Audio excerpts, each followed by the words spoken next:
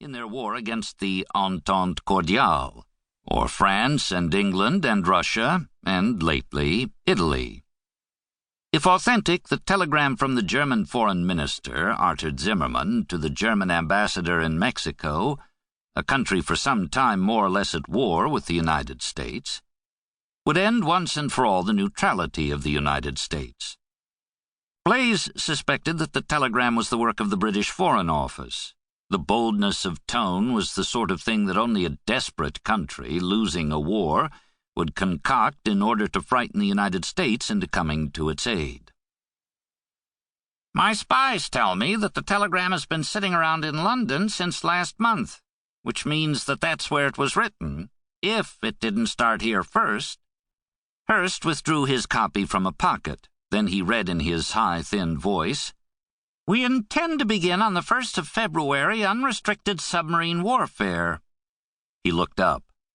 "Well, that part's true. The Germans are really giving it to us, sinking just about every ship in sight between here and Europe. Some of them, you know. Most Americans don't want war. I don't want war. Did you know Bernstorff was Mrs. Wilson's lover?" The chief had a disconcerting habit of moving from subject to subject with no discernible connection, yet there was often some mysterious link that connected his staccato musings.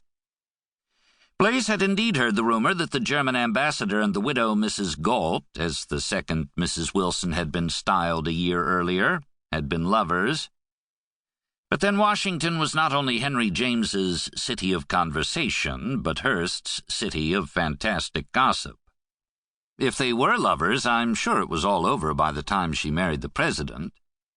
"You can never tell unless you were in the room, as my mother keeps telling me. The money my mother has! And she's pro-English, too." Hearst began to read again. "We shall endeavor, in spite of this, to keep the United States of America neutral. In the event of this not succeeding, we make Mexico a proposal of alliance on the following basis.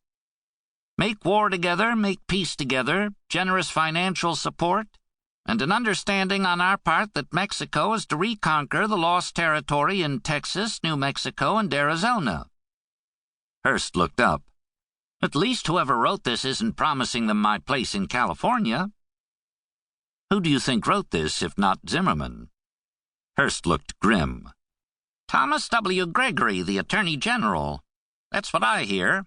He's pushing Wilson harder and harder to go to war now. Luckily, the rest of the cabinet want Wilson to hold out because—" Hearst squinted at the telegram. "This part here is what this war is all about. I mean, Zimmermann or Gregory or the English or whoever wrote it suggests that the president of Mexico approach the Japanese and get them into the war against us. Well, that's the big danger." Blaise moved off his desk and into his chair. Back of him hung a life-size painting of himself, his half-sister and co-publisher Caroline, and their editor Trimble. Blaise knew, everyone knew, that whenever Hearst was in need of a scare story for his newspapers, he would invoke the Yellow Peril.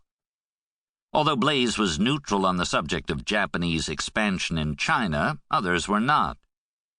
On February 1st, when Germany had delivered its ultimatum to the United States that all shipping from American ports to those of the Allied powers would be fair game for German submarines, or U-boats as they were popularly known, the cabinet had met, and though Gregory, among others, was eager for a declaration of war, the president, remembering that he had just been re-elected as the man who kept us out of war, wanted only to sever relations between the two countries. He had been unexpectedly supported by his secretaries of War and Navy. Each had made the case that the United States should allow Germany its head in Europe, and then at a future date, the entire white race would unite as one against the yellow hordes led by Japan. Hearst had played this diversion for all that it was worth. Blaise had not. Trimble entered the room without knocking. He was an aging Southerner whose once red hair was now a disagreeable pink. "Mr. Hearst?" Trimble bowed. Hearst inclined his head. Trimble said, "We've just got a report on what the President is going to say to Congress."